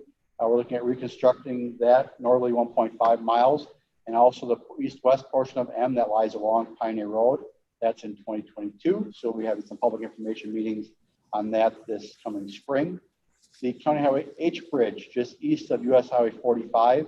We are doing a land acquisition. We have to get a temporary limited easement from the farmer at that location. Very small little area, basically from his driveway to the river, and not a very large area. Just so we can put a slope in that area and the ditch back. There's a ditch there right now. So we don't impact his feedlot wall. We want to make sure we're moving the ditch and we're putting his culvert back in. So we'll be looking at that as a 2022 construction. We are efforting hard with the DOT and the DNR to let us start in January. If you're familiar with our Highway M construction, just south of bridge construction, just south of 33, we started that in January of the year. We were able to get that open up in August. At least the locals, the farmers, for instance, when they were doing their harvest in the fall, the main harvest of that they're able to utilize that bridge. We're hoping for the same luck here. We were denied at first, but now there's a glimmer of hope again. So we're pushing hard for that January start again in that stretch of river. So there was some fish that was found, so we couldn't start in January, and the water temperature, but now there's another thing that was found, so now we might have to start in January. So just interesting how that kind of bounces back and forth out there. But we're ecstatic we can get that thing started in January of that year. Again, it'll still be impacting that detour route goes all the way up to 28. So it'll be a long detour route for the people that are in that area. So it will be an inconvenience for people that are traveling to public. But if you're familiar with that bridge, it's relatively narrow right now. We're going to widen it out to 40 feet wide with about a 10-foot pathway on the south side because the Ice Age Trail, a separate pathway, still on the bridgeway, but separated by a concrete parapet or railing. Still working with the DOT on that. So we're excited to get the traveling public that's there off of the bridge. And it is, if you haven't driven it, it's a narrow bridge, especially with the heavy truck traffic that utilize that bridge. And if you look, there's crashes that occur there too on occasion. So really looking forward to that one in 22. And the last one, which I know has been in the paper recently too, is the County Highway Q and Hillside Roundabout. We did request Town of Lisbon and Village of Richfield that they chip in for that project at roughly $45,000 a piece. Lisbon turned us down first, then Richfield did. I will be presenting that in this year's capital improvement program that the county does through. It'll come through roughly in March to the county board. And hopefully I'll continue to have the support of the Public Works Committee on that, as well as the county board has been supportive of that project in the past. And hopefully they'll be able to be supportive of that, knowing that it'll be potentially fully funded now by Washington County. We were able to secure a 90-10 HISIP grant for that. So 90% paid for by state and federal funds, 10% local. So $2 million roundabout ends up costing the county $200,000. Again, we're trying to get Richfield and Lisbon to kick in because, you know, we don't do subdivision plats. We don't do all that kind of stuff, that development that occurred along Hillside Road, the gravel pit, for instance. You know, the county doesn't approve any of that stuff. So a lot of increased traffic volume on Hillside Road was not caused by the county. They're hoping they would help chip in for that. But they did both deny us. But we will, the highway department's committed to the project, and it's just a matter of getting that to the board and the county executive for their approval as that goes forward. And we have some positive results so far from those meetings with those elected officials. So we are looking forward to that. The one I forgot to put on here, and I apologize for that, is US Highway 45 from the split up to Highway D is on the schedule for 2021 as well. So a diamond grind for most of it, but northbound from Paradise up to Highway D is a complete reconstruct, northbound only. If you drive that road with concrete, we've been patching that for the last couple of years, doing our best to patch that, but it's in pretty bad shape. That concrete is going to get completely replaced. That will be an inconvenience for the traveling public as well, pushing 2 lanes of traffic onto the southbound lane. There'll be a crossover, putting them onto both lanes of traffic onto the southbound lane, and getting them back over up by Highway D. So there'll be a inconvenience and definitely backup of traffic, especially at some of the on and off ramps. And they're looking at some closures at the 33 on and off ramp, the Paradise on and off ramp. So there'll be definitely some inconveniences coming forward. So we're anxiously looking forward to a public information meeting from the DOT, Tom, so we get more information out there for us, the city of West Bend, the village of Jackson, and the communities that actually are impacted directly for not only just for the daily lives, but actually obviously the sheriff's department, as well as city, fire, police, and their EMT services for both Jackson and West Bend too. So we get communicated on this on the front end, so we know where we got to go and what we got to do. Does that include the extension of the cable barrier? Oh yes, thank you, Marty. I appreciate that. That also includes high tension cable guard on Highway 45 as well. We were told originally it's going to be starting at 145 and going all the way up to Highway D. That's since been modified. That they're going to start at the crossover just north of Highway 145 near Western Avenue and go up to the crossover just south of Highway D, not go all the way to Highway D. So we were a little disappointed to find out that that change was made without any notification to us as well. That we can, I know the sheriff's department spent a lot of time and effort producing information to them as far as where potential crossovers happened, where people drove into the ditch and out of the ditch and that kind of stuff without crash reports happening. I don't think it went very far, unfortunately. So we're still trying to push a little bit further on that. It just doesn't make sense to stop literally a quarter mile short of Highway 145, and the road's just as narrow there. The median is just as narrow there as anywhere else. So that also has to be the exact spot where my kid totaled our van with a deer last year. So I know there's crashes in that area. Thankfully, he was smart enough to just hit the deer and not veer off into another lane of traffic, potentially cause another deer's crash. So that's what I have for our construction project updates. If you have any questions. Okay, let's go to C. I'm not familiar with that acronym BOTS. Oh, I can let. Bureau of Transportation Safety. Oh, okay. That'll be Rick. One second here. Come on. The top says Rock County, but the document says, this says Washington on the slide. So we'll see. See, it says on the top Rock County. I was confused for a second. Maybe, oh, I'm gonna say this wrong folder. Yeah. Okay, go to that one. Can everybody see that, or should we dim the front lights? I can email this to you if you want to send it out. Yes, yes, if you wouldn't mind, yes. As the sheriff mentioned, your fails are down. Last year at the same time, there were 7. This year you have 4. But the A crashes are up a little bit. That's the serious injury crashes are up. E crashes, C crashes, and property damage are all down significantly. And then overall, we're down by quite a bit. Speed-related crashes are down almost 75. At the same time last year, crack is down, alcohol is up a little bit. Seatbelt, motorcycles are down, and 65. As you can tell, out of all those crashes, 330 out of 1,800 involved the driver that was 65 or older. That's a thing we're seeing quite a bit around the state. Last year it was 462 out of 2262, so not real good at math, but percentage-wise looks about the same. But if you look at the 10-year average, I'm sorry, the 5-year average is 10. We're down significantly with less than a month to go. So next slide, please. Statewide, this is as of yesterday, 548 people killed compared to 512 last year at the same time. But we're up quite a bit. That's 36 more people killed this year, and the 5-year average is 534, so we're over that. We're already well over the 5-year average for a number of people killed. And the county fatalities, the sheriff went over those. That's the next slide. You can see the locations other than the 2 that are down north of Richfield.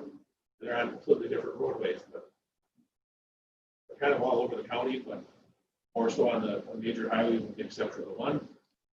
Next page. I just looked at the 5-year crash history for each of the fatalities. The one on September 8th on Z. See on that curve, there's been 13 crashes in the past 5 years, 1 fatality and 3 injury. I don't personally know that area. I don't know if that's. It's also a steep hill, relatively speaking, so we'd have to look at those for any winter ones as well.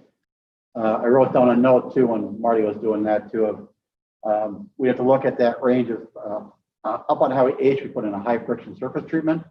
Was that last year? Last year, thank you. It might be a good candidate for that, or either centerline rumble strips or edgeline rumble strips. So we definitely have to look at that area. So all the way from the crash that you see on your screen, basically the crashes from the top of the green to Sea Lake Wayside to the bottom is basically the hill. There's a curve there and a hill. So you have to look at that. I know in winter we have occasionally a truck that gets stuck going up the hill the last 2 winters. But we have not looked at that. We are looking at doing the roadway analysis this year for any crashes along this. It's not included at the intersection. So we'll be looking at it. This one here is obviously skewed because of the crash on 45 southbound. Well, it says 83 crashes, but that means anything related to where that merger is. So that number is pretty well skewed, but it does show that is not a low crash area. There's quite a few crashes in that area. Then you take a look at the traffic counts and everything that's going on there, and then take into account that this crash really had nothing to do with other traffic. It really wasn't engineering related. It didn't have anything to do with the roadway. Next one is the 41 is about the 28th. That says it was in a work zone. I don't know if that was an active work zone at the time. And when they were putting cable guard in. Yeah. Okay. You can see, looking at the numbers, there's a pretty good number of crashes through there in that immediate area from 28 to the south. Then again, over 5 years, they have 68 crashes. Considering the weather and stuff like that, I think a lot of those are probably weather related.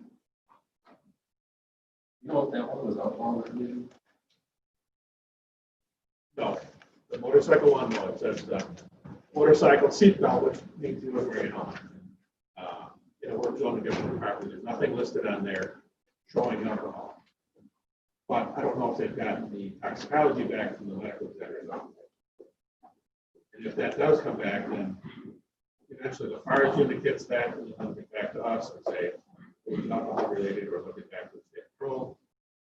Yeah, they put that, and then the crash report will be amended. But I would be surprised if they have it already. It takes them at least 2 months to get the alcohol back. Person was killed in a crash. Next one, predictive analytics. We just take a look at the top 3 to 5 areas with 3 years of data for K, A, and B. Go to the next slide. I actually broke those down. 3 of the top 5 are on Highway 60 between Jackson and Hartford. You can see the 3 areas that are marked and then the details on them. So for Slinger, that 1 mile area.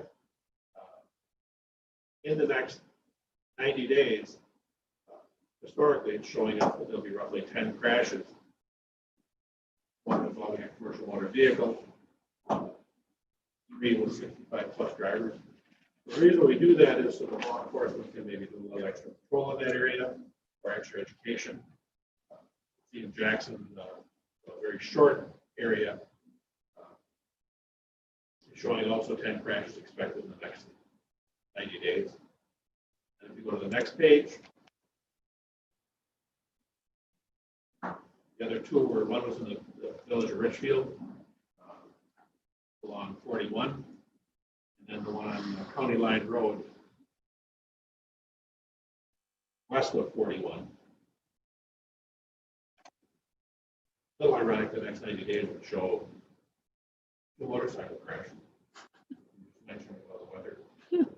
So those are the 5 top areas.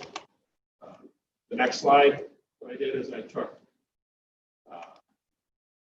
speed, distracted driving, alcohol, drug usage, and safety equipment. Basically, the top things in enforcement, education. You can't really change the fact that a 65-year-old is involved in a crash or a motorcycle, et cetera. And these were the areas that came up. The area 1 on the right is in the village of Germantown. 9 of 10 crashes speed related, along 41, 45.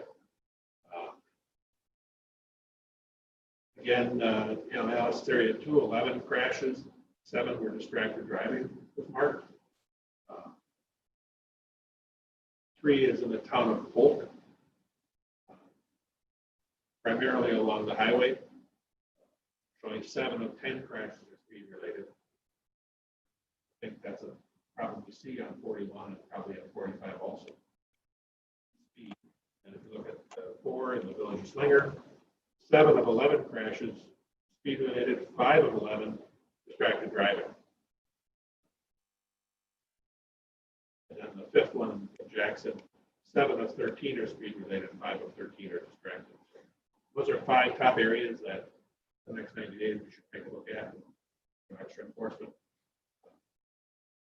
This is also something similar to this is what State Patrol uses when they're going to do extra enforcement areas. They take a look at the data and figure out if I want to do, let's say, speed enforcement, where do I go? If I go to the task force, where do I want to be working? What's the highest probability? Because if it's predictable, it's preventable. If we line 41 with cars, you'll see that. I see that a lot in Washington County. We'll be buzzing along north from Milwaukee, and all of a sudden there's a deputy sitting in the turnaround. And a little ways up, there'll be one that's stopped on the side of the road, and you'll see a huge drop in the traffic speed. Because they think I saw 2. You know what? There might be a trooper up there, or there might be a police department sitting down there. Same thing happens along 41 by Lemira. They'll set the turnaround up near Lemira all the time. And they put out the sign that says speed enforcement ahead. And they still always have somebody stop up there. The next page is targeting grants. Targeted for active protection for the entire year and speed for the summer months next year. I'm sure you've gotten the numbers and stuff from Joe. I'm not sure what they are. Both of those are normally a task force. Next page, please. I know we harp about mapping all the time, but countywide, 99% of the crashes were mapped, which is not what we saw 2 years ago when we started. And here you're looking at about 21 crashes that are not mapped. Now, not that I don't want to have them all mapped, but of those 21, none of those were fatalities, and I don't believe any of them were hay injury. I think we really. And the next page, we already went through the community maps, but I put it in there. I'm going to email it out if somebody's not sure about some stuff. Those are things that change. And then the next one is the mobilizations. Next one being Drive Sober, December 18th through January 1st. Mike and Joe, the RTMs, will be sending out the law enforcement action kits. I don't think you've got them yet, have you? That I'm just talking about. But the mobilization, this is the Drive Sober world. Used to be able to submit a report and an equipment. The equipment grants are on hold for now. So that's a thing. One thing that I have noticed is that quite often law enforcement and the sheriff will put something out saying, Drive Sober, and there's a press release they put out, something with a Facebook thing. if you put out on Facebook as a press release, it would be nice to have the highway department, if you have a Facebook page, to share that, or maybe even set your own out. So the message isn't always coming from the cops. And maybe even the county executive can take a look at it and say, We can go to "I'm county not board gonna with use verbatim, resolutions. but maybe I'll put a message out, or the schools will go out, or even yourself, when you see it, share it. Because when you start looking at who has followers on Facebook, if I send it out, I might have 700 people. But now if the sheriff shares that, how many followers have you got on your Facebook page? 25,000. Now I just went from 700 of my friends to 25,000. So it gets exponentially bigger and the message really gets out. And sometimes that's all it takes is for somebody to go, "Yeah, that's right." Everybody's concerned about COVID. Not that they shouldn't be, but we also want everybody to come home for their Christmas celebration. And legislatively, there's been nothing that's out there. They're not in session. One of the things that was brought up is there's been changes over the years. We had a discussion yesterday about the ATV, where the municipality can set routes within their municipality, and the county doesn't have any say over that, as long as it's what, 35 or 35 above. or less. So right now, the legislative page simply talks about what's going on right now. But requested to see if maybe we could keep like the old ones from the end of the year, the end of the session that has, okay, here's what happened this session, if we could keep those on that same page. But if you did want to look that up, you could real easily do it rather than having to do a bunch of research. That's all I have unless there's some questions.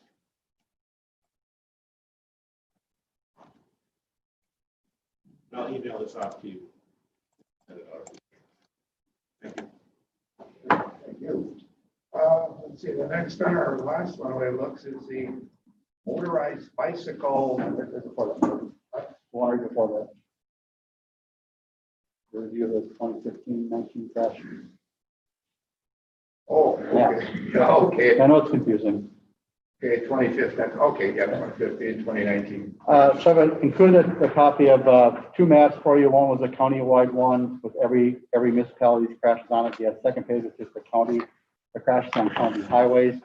We will be working with our GIS department again to get maps out to local municipalities so that the village of Slinger, instead of giving them the large map with everything else, which might get overwhelming, to give them just the map of what happened in the village of Slinger. We did that last year. And again, we did it for every town, village, and city. So we'll be doing that as well. Last year we did was we brought this to the commission the first time to get a look at it. And then the next time we put it on the agenda again for March, if you had any comments on any areas, realizing that a week might not be long enough to look at it.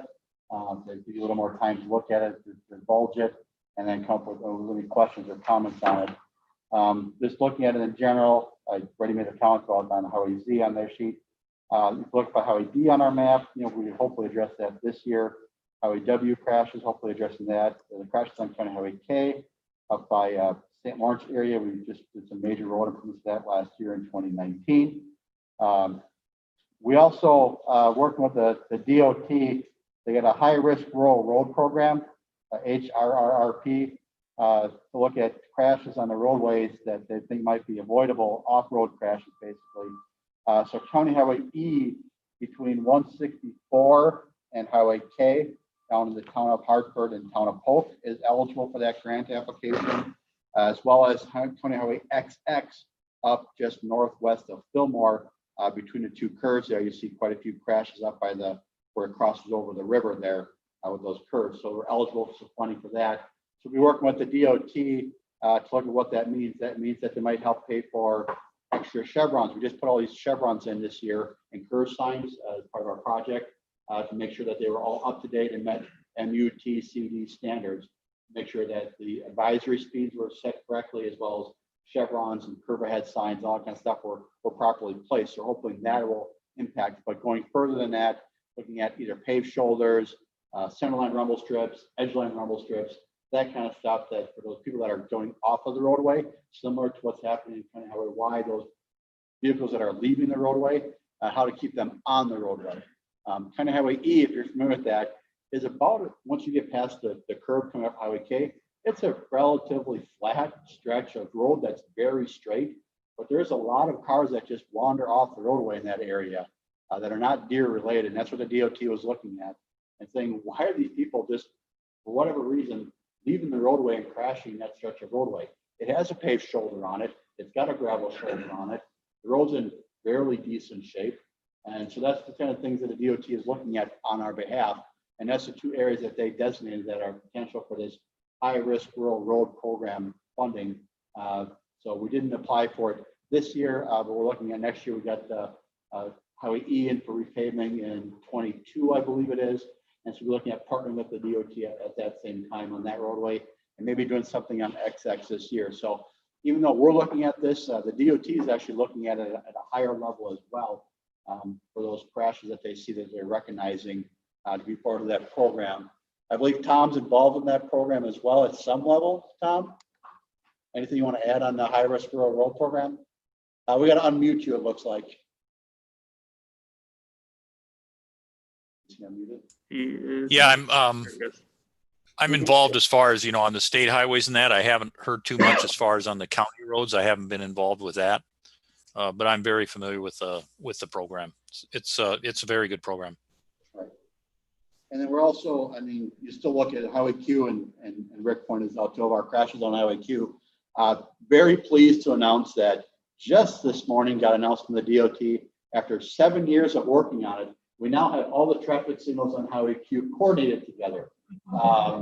So we're very excited that went live this morning. So we're hoping that along with recent painting changes and signing changes, I want to thank Tom for really helping us out in that corridor down there with our intersection safety analysis to make those improvements as well. That now that all those signals between Appleton Avenue 175 and the east side of 41 are all interconnected. They can all talk to each other, speak to each other, so they know when traffic's coming, when it's going. It's not the Taj Mahal of traffic systems out there. It's not and Tom can help me out there, a fully traffic responsive system, but it is more that they're interconnected. When we started this, we found out that some of the traffic signals thought it was still 1971. Some of them thought it was in the 90s. They're just all over the place. And the challenge we have there is some are owned by the Village of Germantown, some are owned by Menominee Falls, and some are owned by the DOT. All different systems and software behind the thing, how they're being controlled. So we're really happy that the DOT stepped up on this and was able to partner with all 4 of us to get those all to communicate. And it was not an easy thing because some of the lights were rather old and the systems inside those were rather old, and some of them didn't want to be upgraded. And there was several mornings out there where it was flashing yellow, flashing red for no reason whatsoever while we're trying to make the conversion over there. So we appreciate the people's patience with us out there. You can imagine that you go there 2 mornings in a row and they're all flashing red for some reason. The next one's flashing yellow. The next one's working just fine. And why is that going on? But we're really happy now that they're all coordinated. And we're really hoping that by doing that, a lot of the crashes were those not paying attention crashes and rear ends in that area. We're hoping that by having that traffic move through at a better pace, that hopefully we'll be able to reduce those type of crashes in that corridor. So we're happy about that, and that partnership is well worth the wait on that. So any other questions on the crash maps or areas you want to point out to us that we should be looking at or focusing on? I did print out a couple of those smaller ones that might not help you out very much, but hopefully you can zoom in on that on the PDF and look at that. But we'll be looking at those ones that are not intersection related this year and next year in 2021. You look at just north of the split between 41 and 45. There's a little bit of a cluster of crashes there. That's now been jurisdictionally transferred after our construction project at Pioneer Road. So that is now 145, extending all the way across that area to 175. So that is now under the state's jurisdiction. And Y, which Goldendale, which we discussed earlier, there's just like handful of crashes there too. That's been jurisdictionally transferred to the Village of Germantown. your answer to crash problems is transferring? mental health? As many as we can. At least the two on Goldendale, they know what they were getting. I think they were just, I think they're only property only, yeah. Yeah, they are at the intersections too. So. And that's why they're not showing this, because it's still just a 2019 and we need those transfers in 2020. So that's why you'll see it next year on there. They'll be drawn appropriately. Okay, we'll move on to motorized bicycle statute review. And could I ask first, what qualifies as a motorized bicycle? Well, there's two different motorized bicycles by statute. One's a combustion engine, the gas engine, and then the other is electric. So in essence, just to keep it simple, if it's got the gas engine on it, it falls under the moped rule. Depending on the size engine, any engine higher than 50 feet engine, that's up to the motorcycle level. If it simply has the electric motor on it, it applies the same rules as a regular bicycle. A regular bicycle is. Do you see anything? Well, we didn't talk about the actual statute yet, but do you see anything as you? I'm sure you were thinking through this. You answered so quickly. Do you see anything about this that's kind of scary for law enforcement? Calls you might get and stuff in this area? I don't think so. I think it's just a system getting the bike moving. Like I said, if it's got the combustion engine on it, falls under the same requirements as a moped. You have to be 30 miles an hour and 50 feet to get driver's license. I don't think it'll be anything. Where would somebody find, let's say somebody had a kid or kids or something, where would you find the specs for these different, so the parents might know, what have I got here now? What does this qualify as? Where might they find some specs reduced to print? I think you'll be able to get those online when they're ordering those things. That you have a couple of youth in our subdivision that have those. They have a regular bicycle, they put a little kit on it. They kind of tool around the neighborhood on those motorized bicycles, not electric, it's definitely gas. I don't know what CCs is. I never stopped and looked at that closely. So, but I'm assuming it says either right on the engine when they get it, or you certainly can look it up online. Size of the engine. I guess I got started too early, but now what about the bicycle statute review? Well, that's what he was going through right now. That's what he went through. If it's electric, it's just considered a bicycle. Right. Electric is considered a bicycle if it's got the gas engine on it, it's all under the requirements. If it's 50 cc's or Travel faster okay. and automatic. That electric bicycle, when you have one that goes 50 miles an hour, that's still considered a bicycle? There's nothing in the statute. Yep. Okay. Nothing. About it. And I thought the 30 applied to both of them, but it was wrong. Thank you. What about ages? Is there anything with ages on this at all? Bicycle, you do not need a driver's license to operate. Right. The gas powered bicycle. That would be. Okay.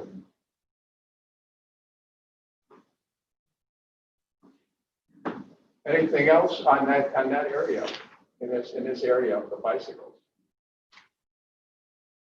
Okay, well, Scott, I'll turn this one over to you.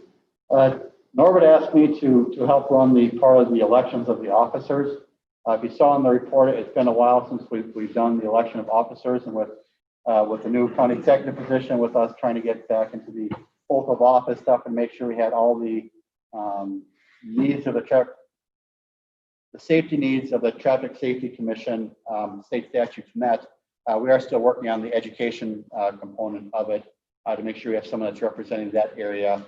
We also felt that it was time to re-elect officers. Norris expressed to me the fact that he is not wishing to run for chairman again, but I would like to thank Norm publicly, and I know we do need to do more than that. He still wants to be on the commission. We thank him for his years experience. That Norm started on this commission back when it started. Yeah, I got the first letter from Ben Russo. He got it from the sheriff, I believe. It said, Mr. Russo, would you find a person to come to this first meeting? They didn't really know what they were going to get into. That was in 69, October of 69. So we went, I think it was the sheriff's office, I don't remember. Nobody knew one another. Well, I didn't, especially because I was so into driver's ed. If it wasn't driver's ed, I wasn't interested in it. But I came down to this meeting and then I'm looking back for my notes, like 75 was the first time I was mentioned on this thing. I don't know if everybody's lost the minutes or there were no minutes taken and or what, but so it's been, well, if you count 69, it would be, like 50 years. If you don't count, if you start at 75, it would be 45 years. So, okay. Well, I'd like to give Renaud a little round of applause and thank you for your service. He's still on the committee. Thank you for being chairman for all these years. So with that, I'd like to open up. We're going to look at nominating and getting a chairman, a vice chair, and then a secretary going forward. So with that, I'd like to open up nomination for the chairman of the Traffic Safety Commission. Brian. I'd like to nominate Ken Pesh for chairman of the Traffic Safety Commission. Everyone knows how highly qualified he is for that position. And another major accomplishment had in life was graduate from Lethbridge. Do you accept Ken? Highly qualified. Yes. Do you accept Ken? I accept that. Do you have a second on that nomination? Second, Dean. Are there any other nominations on the floor? Any other nominations? Any other nominations? I'd love to have a motion for unanimous vote for Ken Pesh as chairman of the Traffic Safety Commission. Anyone wants so moved? Let's move. Marty moved. Any a second? I'll go with Dean, a second on that one. All those in favor? Aye. Aye. Opposed? Aye. I think you're in favor, correct? Just on the delay. I'll take it as a yes. Well, you're either unanimous or near unanimous, Ken. Would you? Donald Trump, I think that's Probably. Pretty shady. Would you like me to continue elections, or would you like to take that over, Ken? Okay. Not sure. Probably not. We'll go with that. So we're looking at a vice chair in case of Ken's absence. He's on one of these many great trips that he gets to go on. Any nominations for vice chair? I'll decline. I think that in my role, it's better for me to be a secretary and take the notes in the minutes. That I'm kind of too close to a lot of the issues, Dean.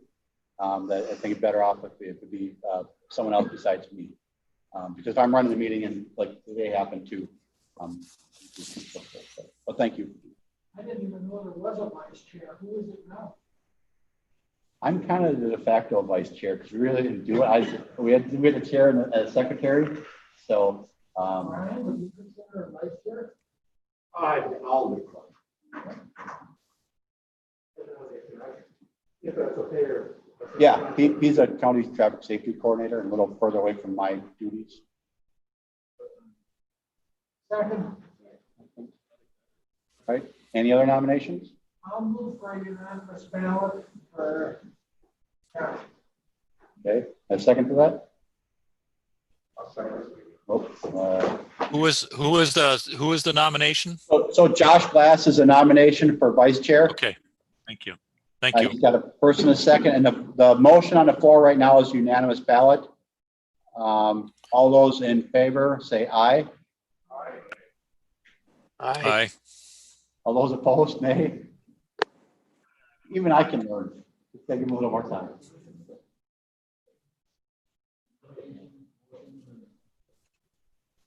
About everybody. Second. So give it to Dean. Dean had a second. I heard him chime in on it. And now secretary position. I think Tom Heidel. Tom, you want to be secretary? No, I decline.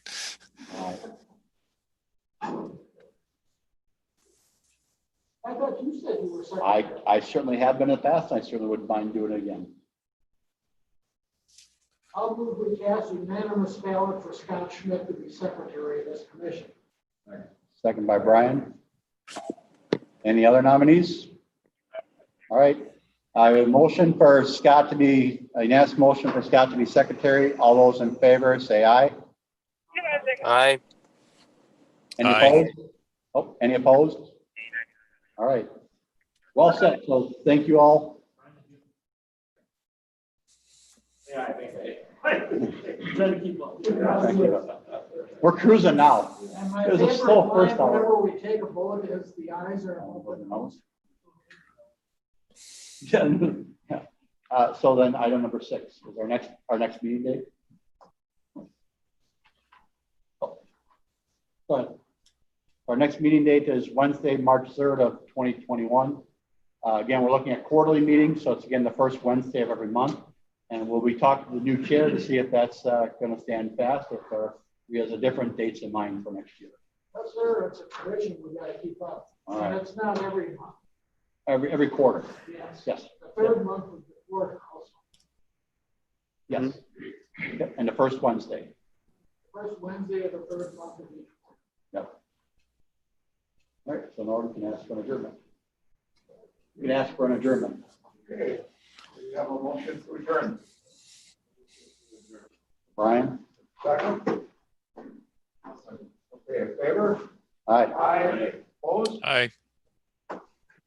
No, it's just a delay. All right, thanks for joining us, Nate and Tom. We appreciate you being flexible. You're welcome. for us. Thank you. Yep. Thank you. No problem. Thank you, Scott. Good meeting.